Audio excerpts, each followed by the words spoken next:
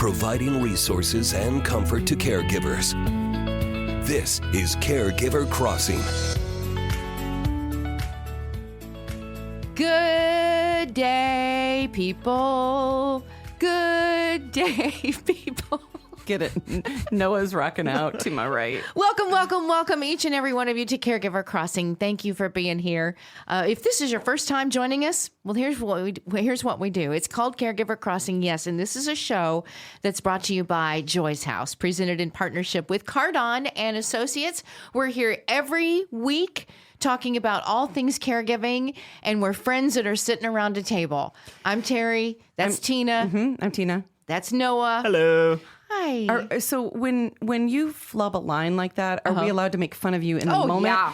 All right. So I have to tell you, one day I was listening to one of our podcast segments, because Caregiver Crossing, not only radio, but then you can listen to it on podcast. And I was listening to a particular episode, and my 16-year-old daughter was in the car, and I don't know what word I was trying to say, but it was not the word that I said, and we didn't edit it because we didn't need to in the podcast, right? Like, it just rolled. It was from the show. But my daughter would not let it drop, and she was kind of like, you messed up, right? And I was like, it's because we're just talking, and it happens. I'm human. Sorry. You're human, right. And you have to laugh about it in that moment. Oh, well, you do. Look at that. Whoa. Look You at have that. to What a laugh good at it in the moment. segue. Oh, she segued right into the fact that we are talking about nothing better than humor in caregiving. Got to have it. We've said it for years, and I know sometimes it sounds cruel, but it's true. If you do not find laughter in caregiving, I might just say laughter in life, then it's just, it's not as much fun of a ride. Right. Yeah, and it's hard to sometimes to come. You, in the beginning, you're not quite sure if it's okay to have humor and to laugh. You're not sure, but it really is. I know that I have done that with family members, to brought out the humor to kind of get away from the sadness for a minute. Right. I'm trying to think. There was one time that I poked fun at something and my dad didn't think it was funny. And I just said, I see that that's not funny to you. I will not joke about that again. And we let it ride. And it was, nobody was the worse for it. It was fine. Right. But there were plenty of other times that we laughed. So, well, let's talk about it. Noah, you've got some great notes here. Let's talk about it. I mean, I love to laugh. So really for me, every caregiving moment can have a silver lining. I mean, we're going through something really challenging, but there's always a hint of comedy hidden in caregiving. I mean, whether it's a misunderstanding, like a slip up, or something like really, really unexpected, something funny happens. Finding humor in these moments, it doesn't minimize the challenge, but it does make it just a little bit easier to bear. We laughed a lot when my dad, as we were all caring for Dad, whether that was getting to a hospital or whatever it may be, getting him into a wheelchair and accidentally banging. I mean, my sister and I had some really bad moments of being caregivers if we were at that moment being caregivers. And that included banging his whole body up against trying to make turns in wheelchairs or trying to push him up hills and him sliding back. I mean, we laugh a lot more thinking about it as we remember those times of us being caregivers. We weren't very good at it sometimes. Mom's the best, but my sister and I had some challenges. But we had to laugh about them to make sure that it didn't turn into a really sad, scary moment for Dad. Right. Well, and I can tell you, as the person who's been in the wheelchair, now, so let's talk about this for just a second. So there was a time, Noah, when I was in chemo and I was exhausted, right? I mean, my cute little bald head, and I'm just tired. Yeah. And I think I'd also shattered my ankle at that time. So I was in a goodness. wheelchair. Yeah. And my mother-in-law, loved my mother-in-law. And she was a school nurse forever. And so caring is just part of who she is. But she pulled up outside the cancer center in the parking garage, right by the breezeway. And she gets the wheelchair for me, and it's one of the hospital wheelchairs where I couldn't wheel it myself. Somebody behind me has to let go of the brake. Right. Long story made short, she says, I'll be right back. And I said, okay. And she gets in the car and drives off. And I didn't realize where she dropped me off was in the middle of where the cars were driving. And so people were having to wait for someone else to go by and drive around me. She just left me sitting there until finally I saw somebody in scrubs and said, Would you mind? Please help me. I can't maneuver behind my back, to get the brake off. And she said, I wasn't going to say anything, but I just drove by you and wondered why you were sitting in the middle of the vehicles. Goodness. Oh my goodness, wheelchair. So I'm sure we've all had a moment with wheelchairs. You and your sister think you were the worst? Well, yeah, not great. I don't know. Nana left me in the middle of the drive pretty bad. in my locked wheelchair. Anyway. There is so much about laughter. I mean, it helps us let go of perfection, thinking that we have to have everything perfect, and being so serious that there's this tension that really is just not good, Yeah. And if you can't laugh at yourself, that's the thing I found too about being the caregiver. It's not always about laughing about what the other person does. It's laughing at myself. Right. Mm-hmm. That's right. Yeah, not everything needs to be so serious. It's so true. We had a guest here at Joy's house named, I'm allowed to say her name, Miss Betty. And I wrote about her actually in my book, Embrace the Imbalance. And Miss Betty called everybody, I'm going to say witch. So everybody was She a called witch. everybody a witch. But it was actually with a B. But everybody was a witch. And All right. if she was in a bad mood, right? And she'd be like, go get this, witch. And what are you looking at, witch? And she was just really, we loved her, living with dementia. Oh. And one of our coworkers who had just won her heart, they had a great connection. We voted her most likely to get Miss Betty to do the thing we wanted her to do, which was go and, participate in an activity. And so we said, you go do it. And so she kneels down and very sweet. She was like, Miss Betty, we're going to go get a snack and do this activity. But before we go, I want you to tell me one nice thing. And Miss Betty looks lovingly in her eyes. And she said, you look beautiful, you stupid witch. Now go get me a cookie. It was the best. Notice she did say something nice. Oh my gosh. So be a Miss Betty. Oh man. Am I the only one that finds it endearing, I guess is the right word, when we hear older people swearing? Okay, now listen, all you have to do is go on the main floor right now at Joy's house. Somebody will swear about something at some point. It really does happen. And for those with Alzheimer's, it can be, for some, you've never heard them swear in your life until they have a dementia. And that's an interesting part of the disease. It's very unsettling for people when that happens, too. Totally unsettling. I've just decided to cuss through my entire life. No surprises. No surprises. No one will So be there won't shocked. be a shock. I'm actually trying to do a little bit better. God and I are working on that. But It's very good. No, I think, Noah, I think this is a great topic that you brought up. We have to find laughter. And if you can't do it yourself, watch something funny on TV. Watch the funny videos about the dogs. Yeah. You know what I mean? Yeah. Just do something that brings a lightness and a laughter. And if your loved one walks out with 3 bras on top of their head instead of, where they're supposed to go, just laugh about it and life goes on. Don't laugh at them. Don't laugh at them. But all right, we got to take a break. We'll be back here in just a moment. You're listening to Caregiver Crossing, a show designed for family caregivers and the people who love them. Caregiver Crossing is brought to you weekly by Joy's House in partnership with Cardon and Associates. We're here every week to bring you support, education, and hopefully a good laugh. Visit joyshouse.org to connect with us, hear past episodes, learn more about caregiver support resources in the community, and much, much more. That website again is joyshouse.org. All right, don't go anywhere. We'll be right back with more Caregiver Crossing shortly.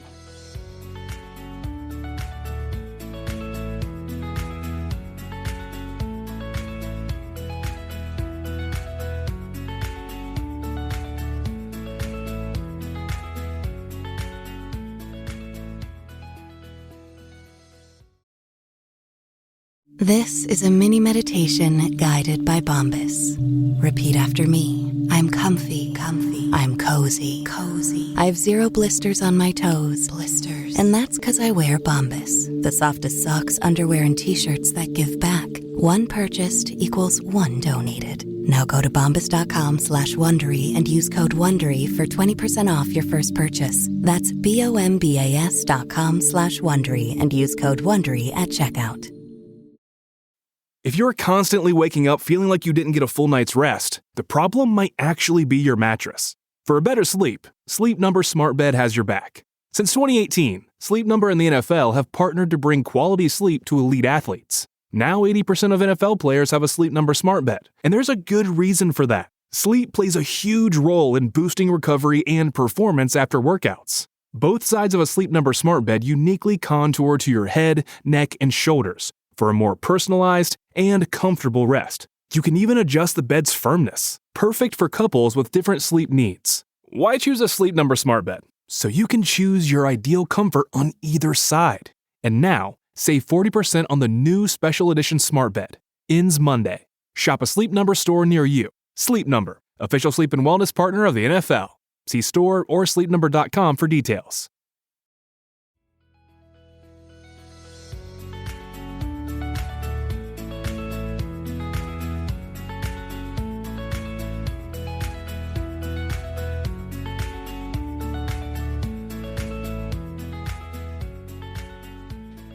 We are back on Caregiver Crossing. I'm Tina McIntosh, one of your hosts in studio with Terry Stacy. and the wonderful producer. Noah Taylor. And we are so thrilled to have somebody that I met quite some time ago at the U.S. Aging Show in Tampa, Florida, and just won my heart. And this person is doing all kinds of good work. Carly is not just an incredible occupational therapist, which we love our OTs around here, but also a true motivator in making homes that are safer and more accessible for people who need it most. They are the director of clinical partnerships at Rosarium Health, and they are bridging the gap between healthcare professionals and life-changing home modifications that make a real difference for caregivers and their loved ones. So, Carly, so glad that you're here with us today.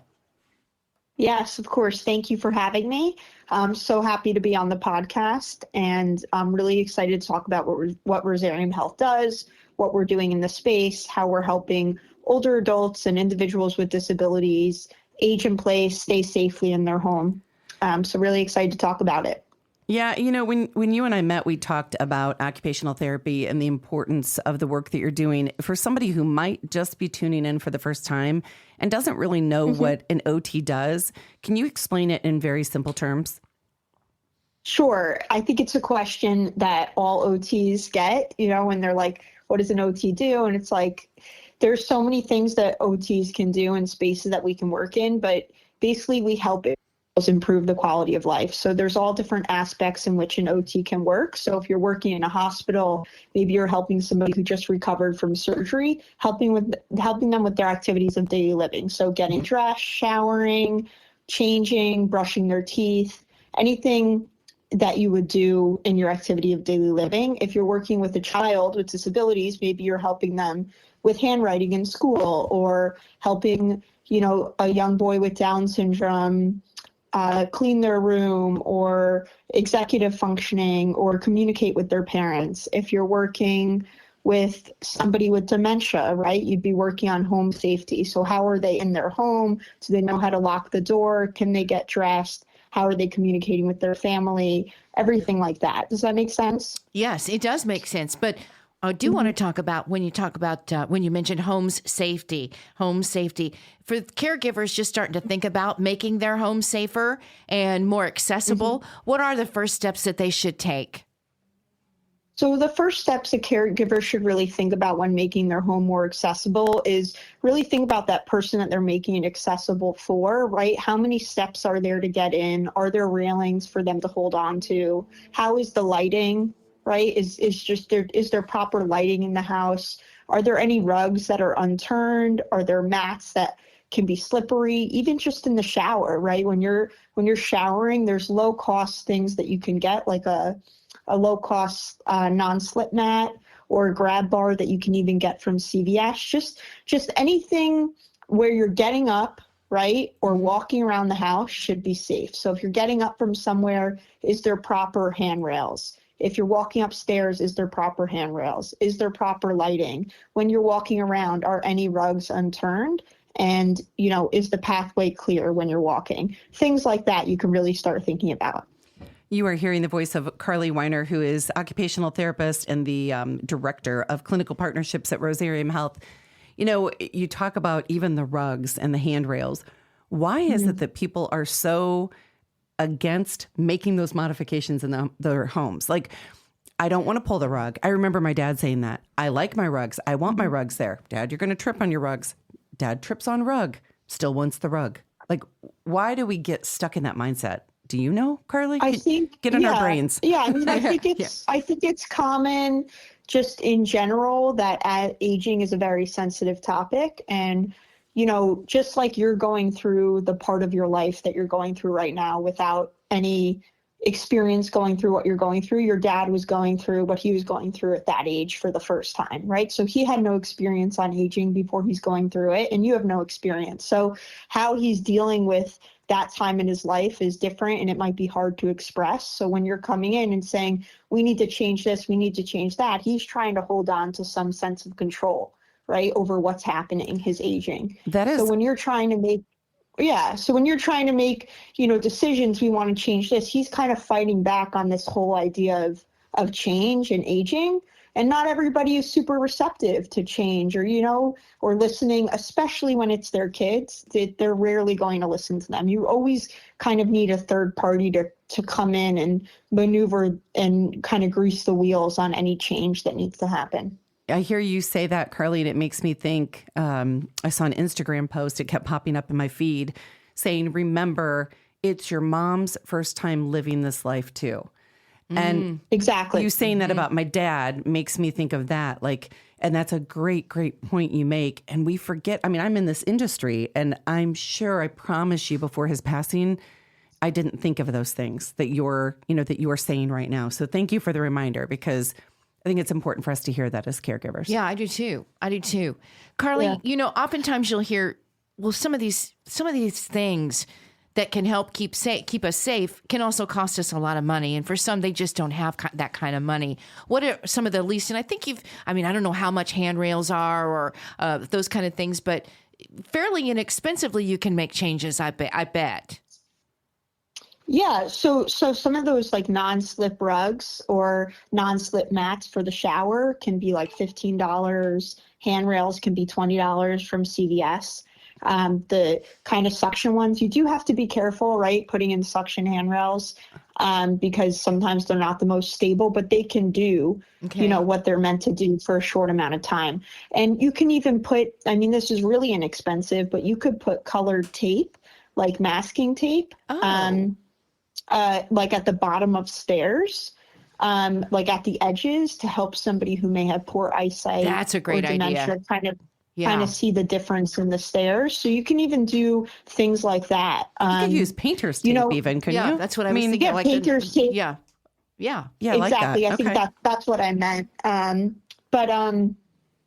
Those are really low cost solutions. I mean, even things like changing where the plates are or the cups are so that somebody doesn't have to reach anymore, or like grab it and something can fall on them. Thinking about that, depending on, what type of aging the person is going through in the home. If they're starting to get tremors, it may not make sense to grab for the plate that's on the highest shelf, right? You might want to just keep the plates out, or have a plate that won't crash to the ground and break in a million pieces. Things like that. Those are, things about aging in place safely that we don't normally think about. We always think grab bar, wheelchair ramp. Oh, they're going to redo my whole bathroom, but it's not even that. It's just thinking about how you would baby-proof a home, but doing that for when you're aging.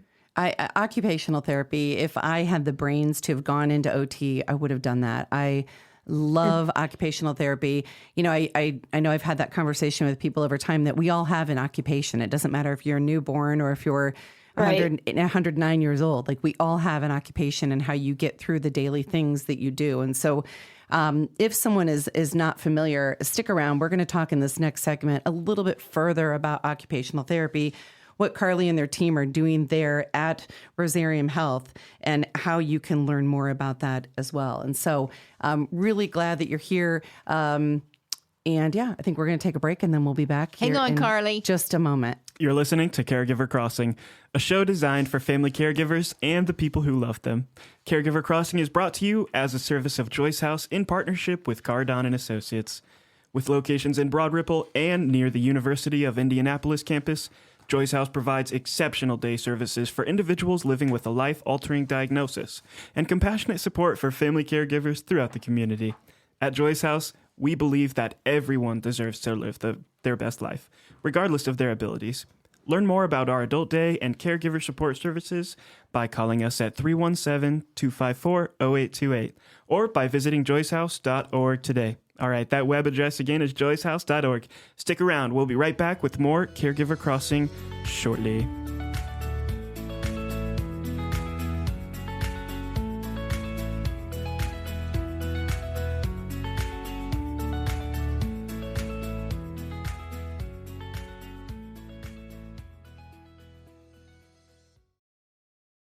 Did you know that parents rank financial literacy as the #1 most difficult life skill to teach?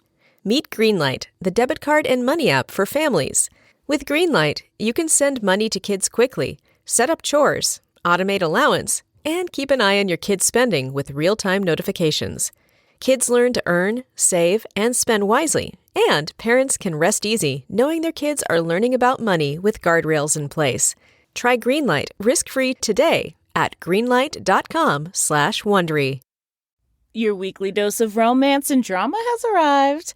Season 29 of The Bachelor is here, and Grant Ellis, certified hottie and former day trader, is trading his day job on Wall Street for a second chance at everlasting love. New episodes drop every Monday at 8/7 Central, bringing you fresh twists in Grant's journey to find his soulmate. This self-proclaimed mama's boy is all grown up and ready to invest his heart. Will his playful charm win over the house full of hopefuls, or will the competition prove too intense? From heartfelt moments to adrenaline-pumping dates, each week brings new surprises in the mansion. Will Grant find his perfect match or end up with a broken heart? Tune in every Monday at 8/7 Central on ABC and stream on Hulu for new episodes of The Bachelor.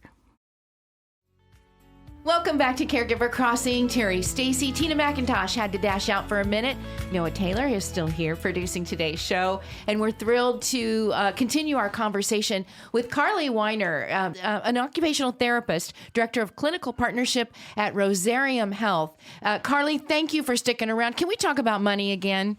Finances? Sure. Okay, let's Yes, talk. Let's start talk about here it. because I know that financial concerns, they are a huge barrier for many caregivers. So maybe you could give us some financial options, or are there financial options available to help cover some of the cost of those home modifications we were talking about earlier? So I do want to talk about some financial options. Depending on your insurance, I think there's, a little bit of misconceptions. I'll try and keep this quick about managed Medicaid and Medicare Advantage. In the U.S., managed Medicaid and Medicare Advantage Part C does cover home modifications, but a misconception is that traditional Medicare Part A and B cover home modifications, and that's not true. So the coverage and allowance available for home modifications for managed Medicaid and Medicare Advantage is plan specific. So it's critical to check with your care case manager to really determine your eligibility. Like in some states, that's $7,500 for a lifetime benefit. Other states, that's $50,000. So you really have to check with your state and your Medicaid plan about what is covered. There are also, different programs. Sometimes there's an MSSP program, which is a multi-purpose senior service program that can help individuals with payments. There is, the AAA in your area that can help with.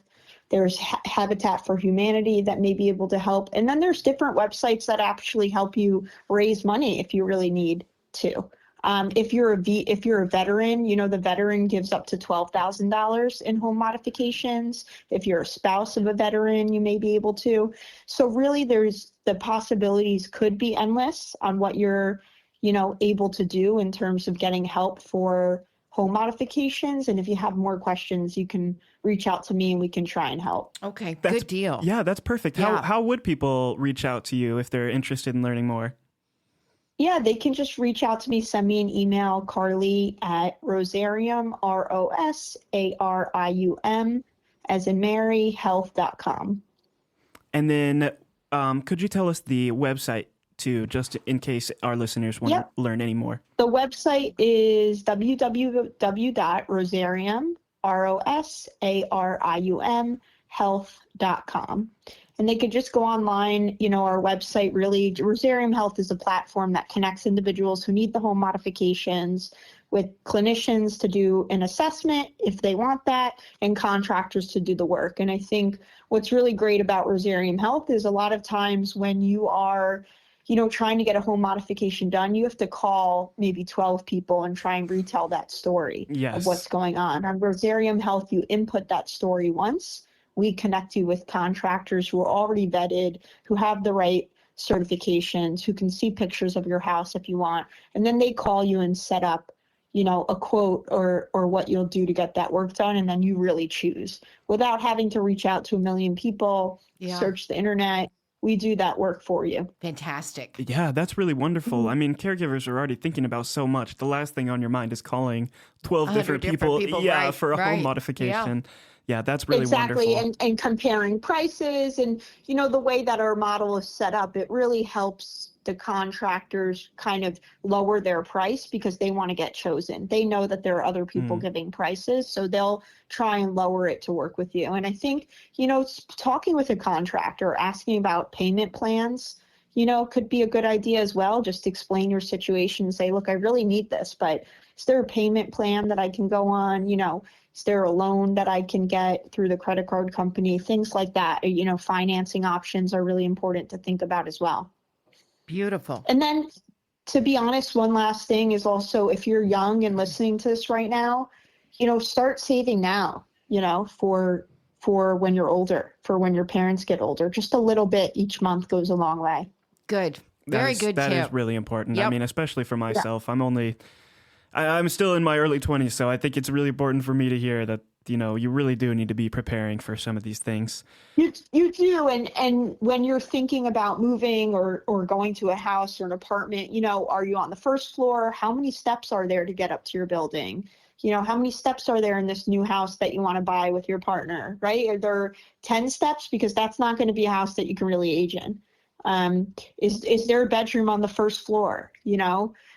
Can there be a bedroom on the first floor? How accessible is the kitchen? What's the bathroom like? Would it need to be redone for a wheelchair one day? Is there a tub that you walk into, that you have to step over to get in, or is it a walk-in shower? A walk-in shower is going to be more accessible in the future. So those are just things that you can think of as you're moving or buying a home as well.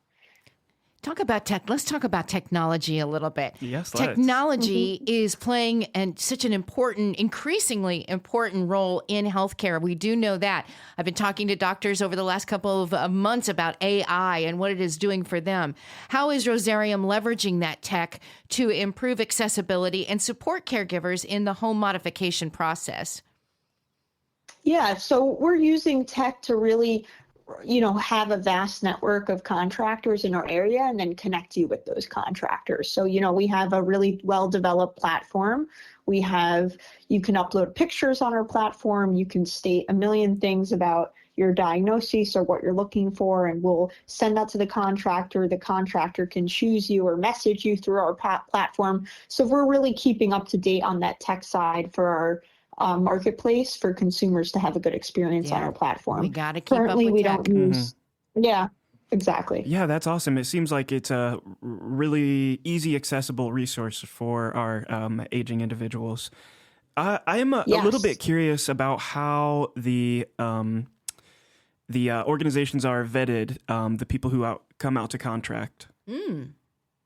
Yeah, good question. So they're vetted. We have a whole credentialing process. I'm not on the credentialing team, but we have to see, proof of license. We have to have referrals, 3 examples of work. We have to see that they have insurance, and we have to know how long they were in business, among other things, just to make sure that they are actually licensed, and that they are bonded and insured in case something happens, and that we speak into referrals. If it is a new contractor, I think there's a lengthy interview process that we go through, and kind of figure out where they got certified as well. A lot of our contractors also might have a certified living in place specialist certification. So it's not just that they're a general contractor, but they do have the ability to look at a house through the lens of aging in place. Carly Weiner, physical occupational therapist, director of clinical partnerships at Rosarium Health, Rosarium Health, rosariumhealth.com. If you'd like to send her a note, Carly at rosariumhealth.com, and she will be glad to answer any question you may have. You're a great guest. Tina thinks the world of you. We do too. Thank you so much for your time today. Thank you so much, everyone. If you have any questions, just reach out to me. Happy to help you or your loved one. Thank you, Carly. Thank you. Thank you. You're listening to Caregiver Crossing, a show designed for family caregivers and the people who love them. Caregiver Crossing is brought to you weekly by Joyce House in partnership with Cardon and Associates. We're here every week to bring you support, education, and hopefully a good laugh. Visit joycehouse.org to connect with us, hear past episodes, learn more about caregiver support resources in the community, and much, much more. That website again is joycehouse.org. All right, don't go anywhere. We'll be right back with more Caregiver Crossing shortly.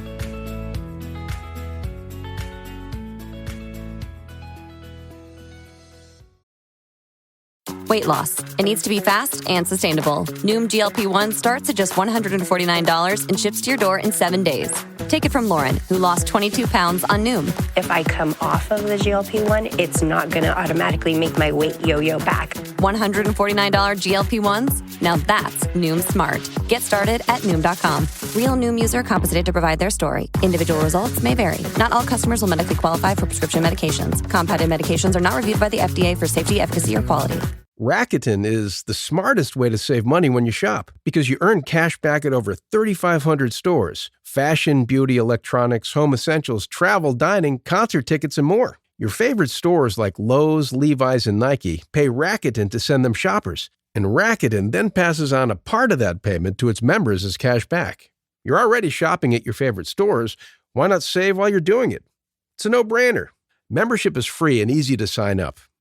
Get the Rakuten app now and join the 17 million members who are already saving. Cashback rates change daily. See Rakuten.com for details. That's Rakuten. Your cashback really adds up. Welcome back to Caregiver Crossing, and thanks for being here. Can't believe it's the end of the hour. I can't believe it's February. This is crazy. Of 2025. Oh, wait, 2020 what?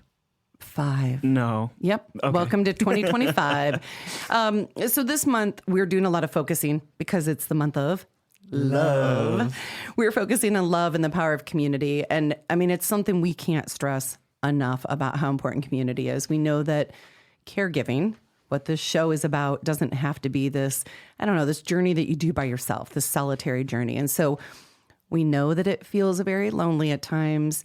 And there are these small acts of kindness from people around us that can make a huge difference in our world. I mean, it's the little things, right? Right. It's the little things that make me really happy. It doesn't have to be some grand gesture of love, but it's just knowing that somebody's there and caring for you. The little things that can have a great impact. Somebody said to me recently, and it just keeps coming up into my spirit. And so whether you are you're a neighbor or a friend or a family member, or you're just in somebody's moment, like you're at the grocery store by somebody, there are simple, specific ways that you can support caregivers and people in your life. And we want to share a few of those with you. Yeah, we've got a few of them written down. I'll go ahead and start off with the first one. Please. So we've got delivering meals here. Cooking can be really stressful. I mean, even just getting ingredients, figuring out what I'm going to cook, that just takes so much time in itself. Take the burden off caregivers by arranging for meals to be delivered regularly. Yeah, and I will tell you, as someone who has had a ton of meals brought to me through illnesses, it means so much. The food is important. And it's, for me and my family with my, to share with my mother-in-law or my grandmother-in-law that live with us or my kids when they were little, that means a lot. It's as much the gesture. And when people would call me, Noah, and say, hey, I'm going to run by Meijer. Is there anything you need? I'm like, I actually need bread. Yeah. And they would drop off bread. Like, it meant everything to me. I mean, just to know that they're thinking of you. Yeah. I mean, really is just special. even to ask. Yeah. Sometimes it was like, no, but the ask meant everything. Mm-hmm. So I like that one a lot. What's another one? Another one we've got here, actually what we're just talking about is running errands. I mean, you can offer to pick up groceries, medications, or any other necessity, really. Simple errands can be a super time-consuming task. Yeah, and I would tell you that if you're the caregiver and someone asks you if they can do something and you don't take them up on that, shame on you. Right. Like someone's trying to show you love and they're trying to help you out. So don't hesitate to be like, yes, I need you to pick up Depends, or I need you to pick up, that loaf of bread or some flowers. Yes, it's so okay to ask. If they're offering you're not even asking for help. You're just, yeah. This one, I think the next one is a little more involved, and that's providing transportation, because that is a huge thing and can mean a lot of different things. If you're talking about somebody maybe living with dementia that you're offering the transportation to, or living with some kind of a physical diagnosis where there's a wheelchair involved, or there's, you need accessibility, it does get a little bit different. Yeah, I mean, even with those things, you'd need kind of maybe a special car too. I mean, maybe they might fit in your trunk, but you're not used to it. It's just not your normal kind of a thing. So, but transportation, even for the caregiver, is a big deal. Sometimes it's just the company in the car. Right. So I like that one too. What's next? All right. We've got offer a caregiving break. A volunteer just to sit with the person being cared for a couple of hours so the caregiver can take a break. Maybe they want to get out of the house for a second, take a walk, take a shower, just be outside for a second. Take a shower. And let them have that break. Yeah. Just go be by yourself. Yeah. Go be by yourself and not have to worry. So, and then the last one is send a regular check-in message. And that can be something as quick as a call, or it can be a quick text. How are you doing? It shows people that they're not forgotten, and it creates a safe space. I'm kind of giggling because I had one of my dear friends, I had sent her a message twice in the last 2 weeks just saying, hey, I'm doing a mental health check-in. And she was like, what does that mean? And I was like, I'm checking in on your mental health. But somebody did that to me not too long ago, and it really, really touched me. Yeah, that's so sweet. I mean, mental health check-in. And I was like, yeah. They're really kidding? Thinking about how you're feeling. Yeah. That's awesome. So just a little mental health check-in with somebody. That's so sweet.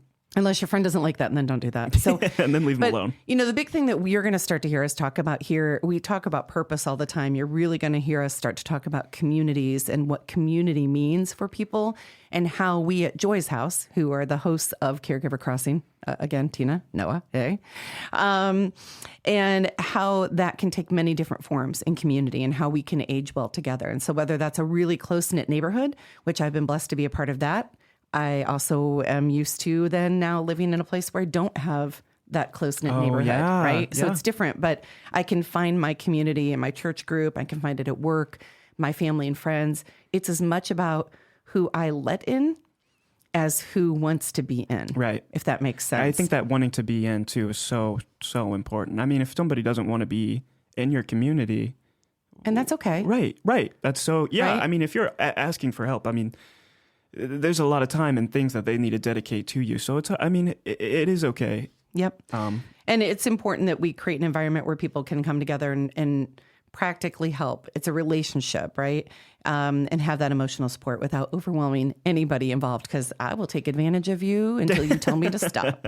So I know we have to close out here. If people want to get in touch with us, Noah, to give us ideas for the show, maybe people for the show, if you're going through a thing and you want to ask us, we will do our best to be here for you and help you or point you in the direction of somebody else. And so how can they get in touch with us? You can get in contact with us for more information and resources to help you through the journey of caregiving at 317-254-0828 or by visiting our website, joyshouse.org.